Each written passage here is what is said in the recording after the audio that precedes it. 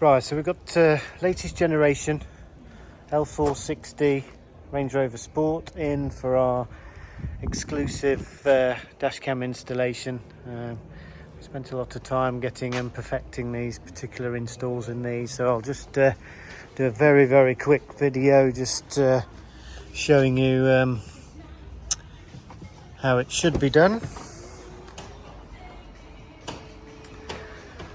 So we've got rear camera here. It's off center because obviously to do with the wiper, so it makes sure it's in the clean zone.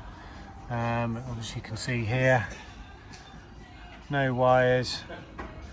I've gone through this properly, unlike some people do a lovely loop, or drastically some people drill a hole in this, which is absolutely criminal. There's no need to do that, it's not required. So that's your rear one, and then